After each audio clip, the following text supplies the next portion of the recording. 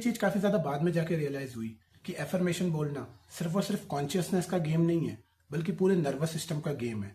क्योंकि जब भी हम कोई ऐसी स्टेट में शिफ्ट होते हैं थ्रू एफर्मेशन या विजुअलाइजेशन जो हमारे लिए अनफेमिलियर है, क्योंकि हमारा ब्रेन आप जानते हैं कि सर्वाइव करने के लिए बना हुआ है, लगातार उसका मैकेनिज्म ही ऐसा है कि वो सर्वाइव कर सके, तो उसे न्यू स्टेट जो है वो अनफेमिलियर लगती है। उसको लगता है कि भाई ये चीज कैसे पॉसिबल हो सकती है। फॉर एग्जाम्पल, कोई इंसान हमेशा रिजेक्ट होता आया है बहुत लंबे समय तक, उसके दिमाग में ये चीज बैठ चुकी है कि यार भाई मैं रिजेक्ट हो जाता हूँ जब भी जॉब के लिए जाता हूँ या कोई भी किसी को प्रपोज करता हूँ, कुछ भी ऐसा होता है कि मैं वहां पर रिजेक्ट हो जाता हूँ, या मैं अनलव्ड हूँ, किसी को प्यार नहीं मिला बचपन से, कुछ उसकी गतिविधि उसके परिवार में कुछ ऐसा था कि उसको कभी भी लव नहीं मिला।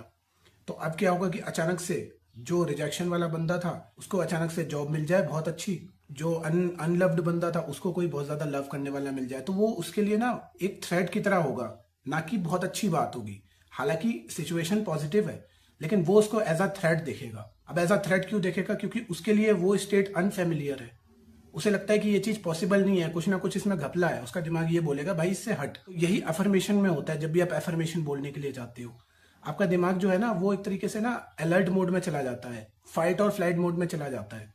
उस समय बोलता है वो कि यार ये चीज ना मेरे को नहीं लगता कि ये चीज पॉसिबल है, क्योंकि अभी तक कुछ ऐसा होता आया है और अचानक से ऐसा कैसे हो सकता है। तो ये चीज ना उसको बहुत ज्यादा अजीब लगती है। और इसका रीजन भी समझ लो।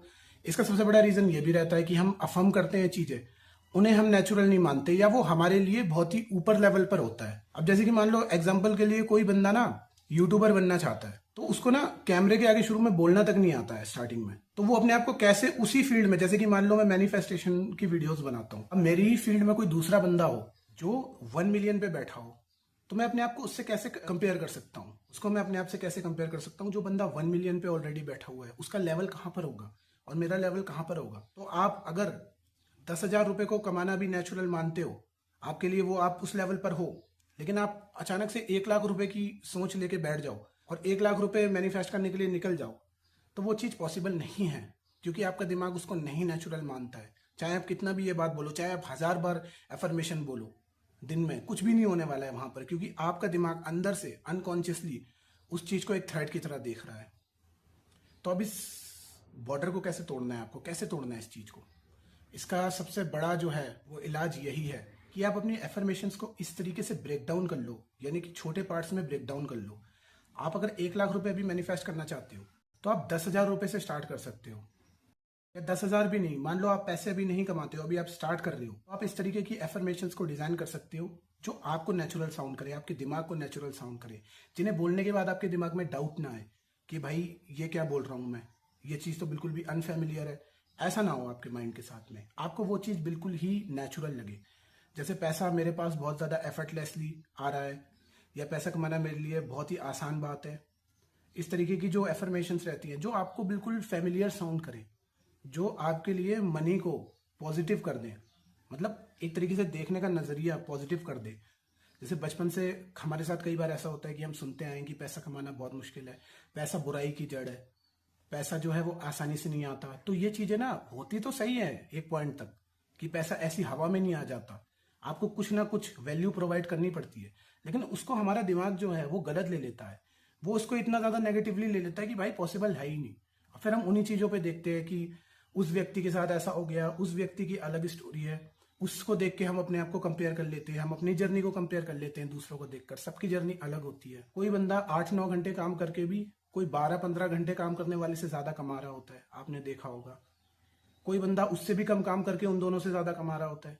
तो सबकी स्टोरी अलग है, लेकिन आप जो है वो खुद को कंपेयर कर करके अपने दिमाग को नेगेटिवली जो है वो रीप्रोग्राम कर देते हो शुरू से।